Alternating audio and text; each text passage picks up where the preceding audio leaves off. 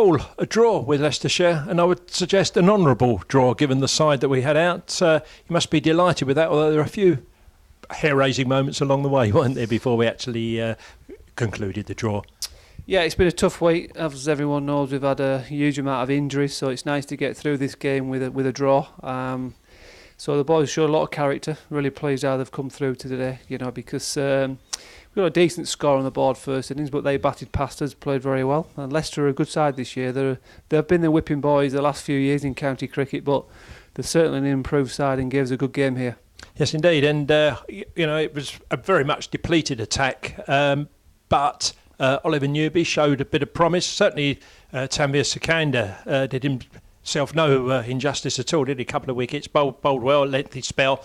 But perhaps Monty Panesar claimed the 6 wickets, but as importantly, bowled a marathon stint, 50 overs, and kept things very, very tight, which was important in the final reckoning, wasn't it? Yeah, it's always tough when you've got 2 debutants playing, and obviously Millsy went down injured as well, which doesn't help. So we were down to a 3-man attack, so I thought they kept going really well.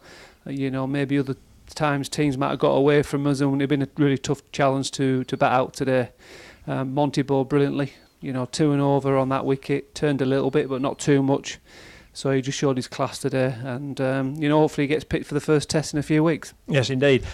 A few players that came in. Mark Patini for his first game of the season, first innings batted very, very well. It was a return to form for Jake and Greg Smith, weren't they? Both their first half centuries of the season, and then at the end, joining James Foster, who put on another show of determined resilience. Kishan Villani, who bridled his natural tendency, perhaps as a stroke player, to get his head down and give support to the captain to see us through to the draw. Yeah, there's a lot of positives to take out of the game. Mark Patini's played very well in the second team this year. He's had to wait for his opportunity. I thought he played very well first innings, and he was looking good second innings as well. Got a couple of good balls this game. Jake played very well. Obviously, he's played well all year, made some good starts, just hasn't quite gone and made a big score he'd like to do, so I thought he played well today. Greg Smith played very well until he ran himself out stupidly before lunch. Kishan played very well, showed a lot of character there to get through that little tricky spell tonight. And obviously we often forget James Foster's contribution. I think he's in a very good place at the moment, keeping beautifully as normal, scoring runs at vital times for us. And if I was Peter Moores, I will be certainly picking him for the first test match against Sri Lanka if Matt Pryor's not fit. I think he's ready for another opportunity to play for England. We all know he's the best keeper in the country, if not the world.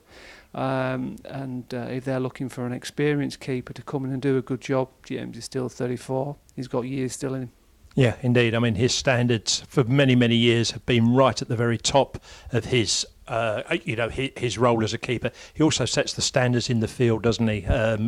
Everybody, if you like, plays a better game as a result of having somebody like Fozzie behind the stumps. Yeah, I mean, there's a lot of keepers being mentioned, who could take Pryor's spot if he's not fit, but they keep forgetting about Fozzie. There's a lot of these lads that have been talked about have hardly played any 4-day cricket, and you've got someone here who's experienced and ready to go. So hopefully Peter Moores and his selection team will get together with Cookie as well, and I really think Fozzie deserves another opportunity at international cricket. If you look at Australia, they picked Brad Haddon, who's 36. They're the best side in the world at the moment, so if you're good enough, which Fozzie is, they should be picking him, I think. Yeah, well, I'm sure everybody will echo that, Paul. Thanks very much for your time. Pleasure.